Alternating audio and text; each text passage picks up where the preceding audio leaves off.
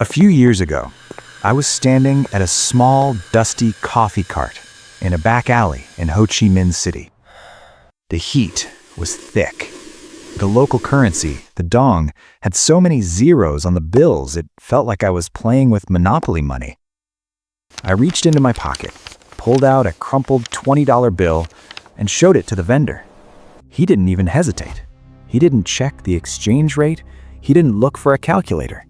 He just smiled, took the US bill, and handed me my coffee and change in local currency. At that moment, I realized something uncomfortable. I wasn't just carrying paper. I was carrying a master key that opens every door on the planet. But here's the thing. That key is starting to rust. Actually, the data confirms it's doing more than just rusting. The locks are being changed while we are still sleeping. Most people think the US dollar is backed by gold. It's not. Some think it's backed by the military. That's only half true. The pattern is clear. The US dollar is actually backed by the fact that the rest of the world has to owe us money just to trade with each other. We didn't create a currency. We created a global subscription service. And for 80 years, the world has been a loyal subscriber because there was no other choice. But right now, a quiet alliance of the world's biggest players is building a trapdoor beneath the entire system. They aren't just trying to cancel the subscription, they're trying to delete the app. If you're a millennial or Gen Z sitting in the US or anywhere tied to the dollar, you are currently standing on a tectonic plate that is beginning to shift. Observe the headlines, realize the stakes, because the morning after the dollar loses its status isn't a movie plot, it's a math problem that is already being solved. To understand why the ground is shaking in 2026, we have to admit that our common sense about money is totally outdated. We've been taught that money is a store of value. You work, you get paid, you put it in a bank, and it stays there. In the old world, before 1944, that was mostly true. If a country wanted to trade, they usually used gold. Gold was the anchor. It was heavy, it was physical, and it didn't care about politics. But gold is also a nightmare to move across oceans. So after World War II, when the rest of the world was literally in ruins, the US stood up and said, "Look, we have all the gold. Just use our paper instead. We promise, it's just as good." That was the birth of the subscription. We called it the Bretton Woods system. The dollar became the world's reserve currency. If France wanted to buy oil from Saudi Arabia, they didn't use francs or reals, they used dollars. Think about how crazy that is. Imagine if every time you bought groceries from your neighbor, you had to pay a small fee to a guy 3 streets over just for the privilege of using his specific type of IOU. That guy 3 streets over, that's the US Treasury. For decades, this worked because the US was the only stable house in a bad neighborhood. But in 1971, we did something even crazier. We told the world, hey, remember that gold we said was backing the dollar? Yeah, we're not doing that anymore. Just trust us. This created a distorted reality. We entered the era of fiat. Suddenly, the dollar wasn't backed by anything you could touch. It was backed by full faith and credit, which is basically a fancy way of saying, because we said so. Well, here's the 2026 reality. Faith is a finite resource, and the credit limit is maxed out. History proves that no reserve currency lasts forever. The Dutch guilder had its time. The British pound had its time. Now the US dollar is facing the Triffin Dilemma. This is an economic paradox where the country that provides the world's currency has to run massive deficits just to keep the world's trade moving. We are literally required to be in debt so the rest of the world can function. But what happens when the world decides they don't want to function on our debt anymore? What happens when the common sense of holding dollars becomes a liability? You start seeing things like BRICS pay and CBDC geopolitical shifts. These aren't just tech buzzwords, they are the first cracks in the dam. Now, we need to talk about the ghost in the machine. If I asked you who controls the US dollar, you'd probably say the Fed. Actually, that's not entirely true.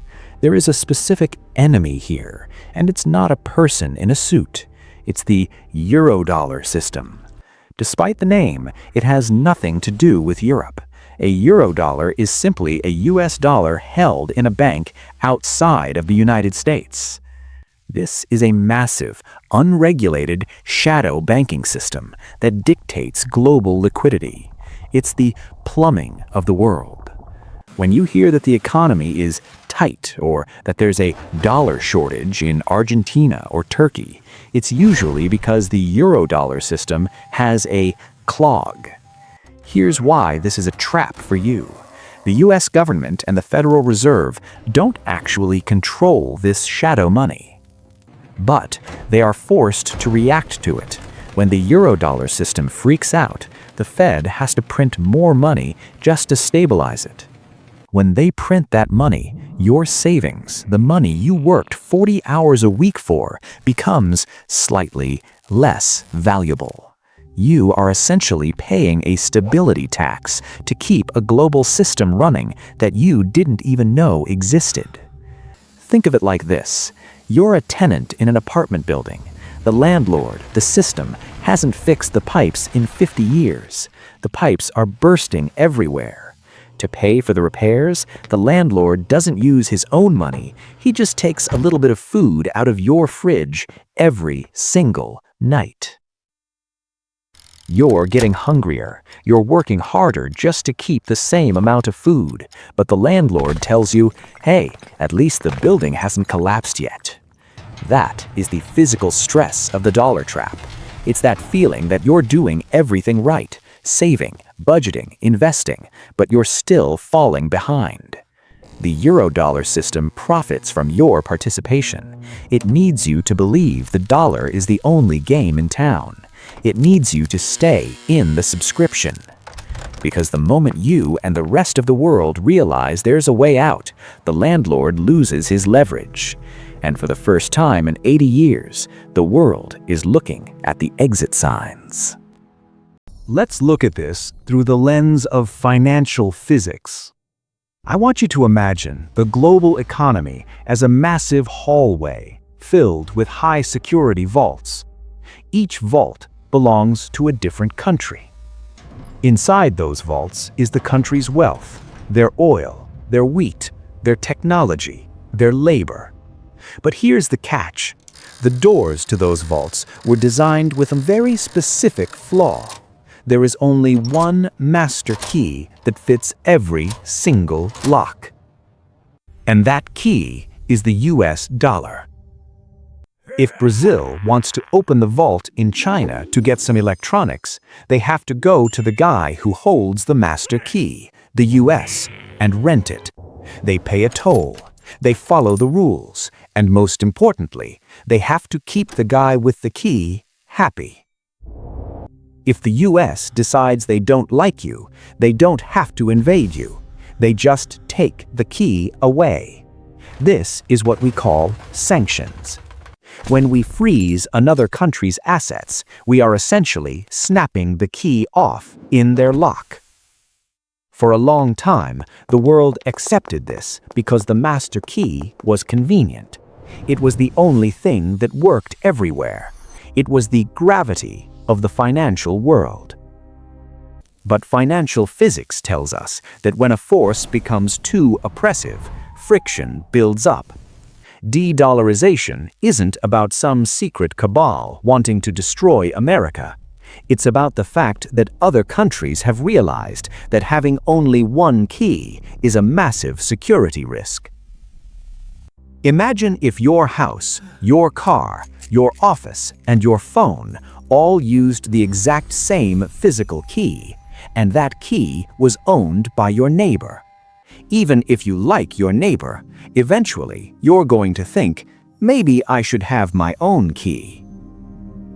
That is what is happening right now with BRICS: Brazil, Russia, India, China, and South Africa.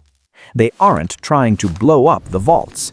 They are collectively deciding to change the locks. They are building the trade bridge, a system where they can swap their goods directly without ever touching the master key. They are using blockchain, central bank digital currencies, and direct commodity swaps.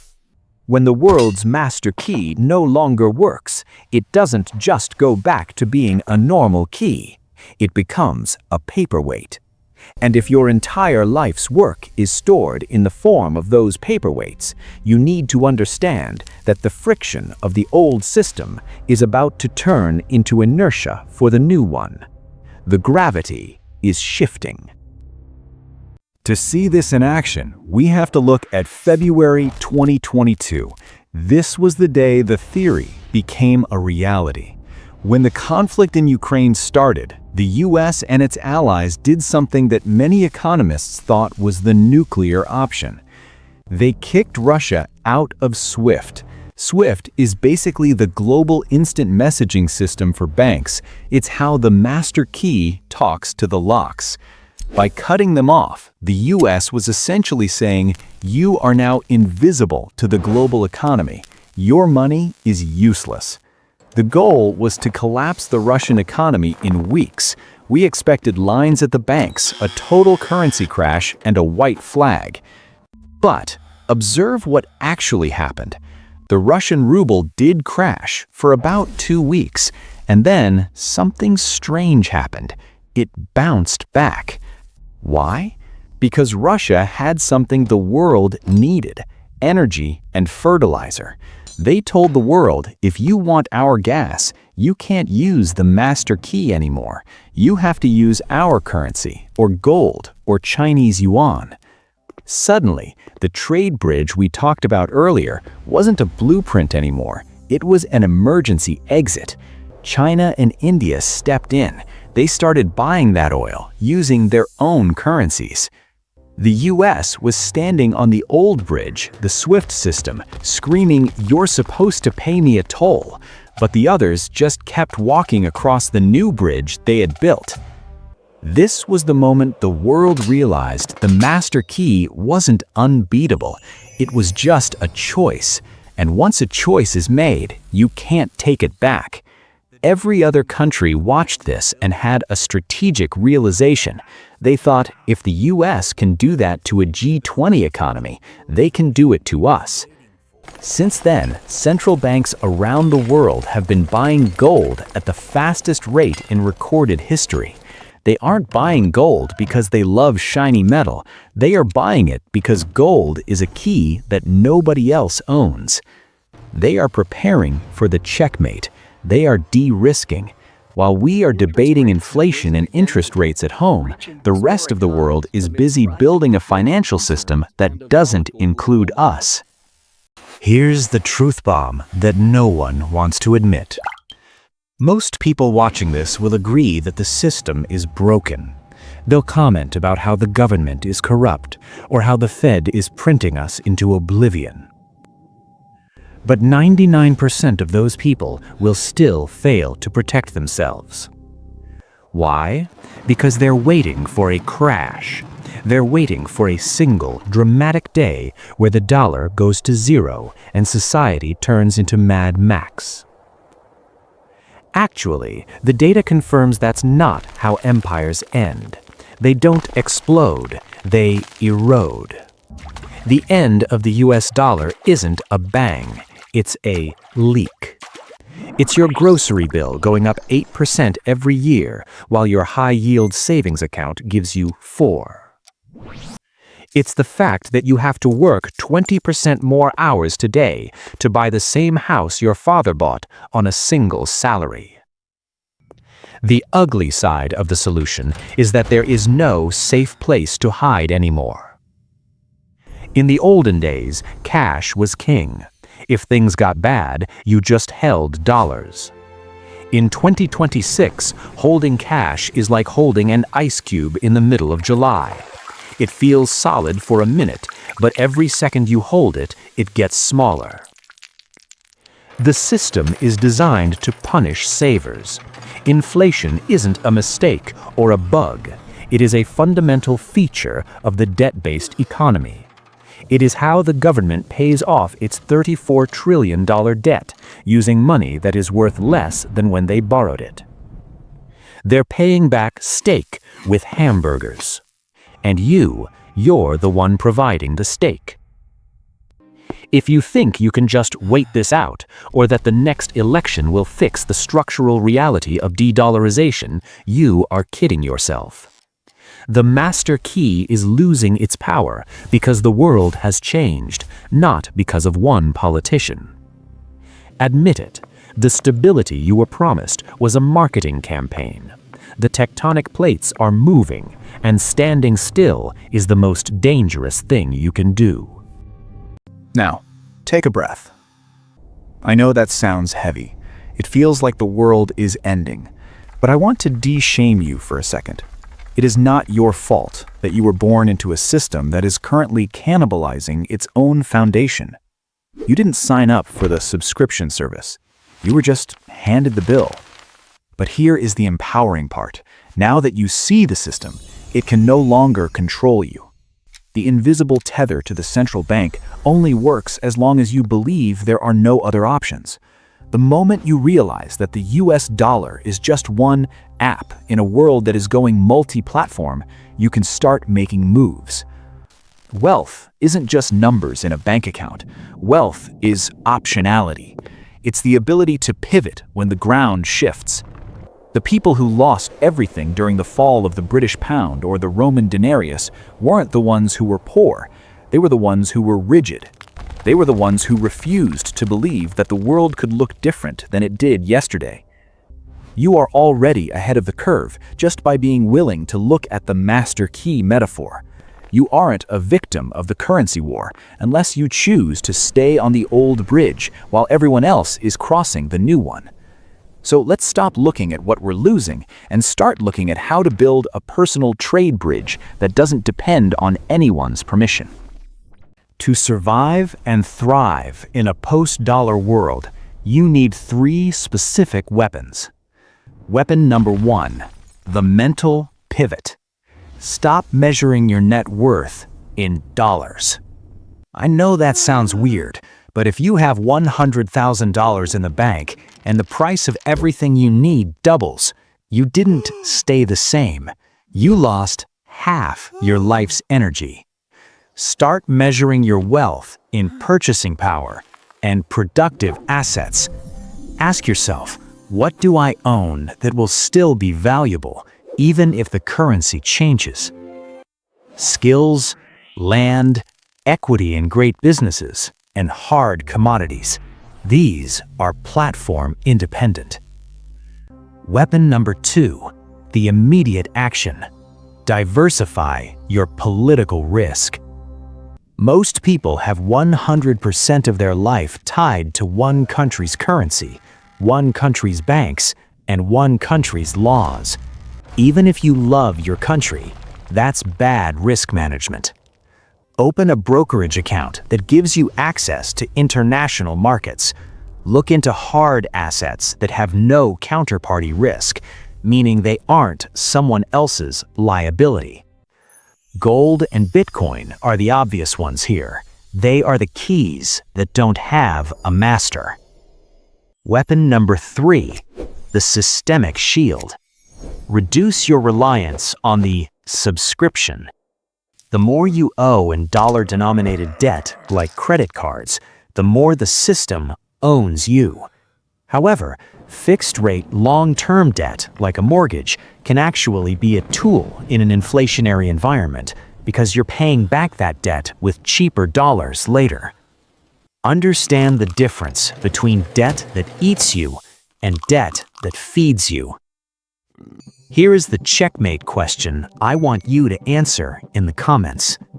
When the world's master key no longer works and your savings are denominated in a currency the rest of the world is actively trying to forget, what is your plan for the morning after?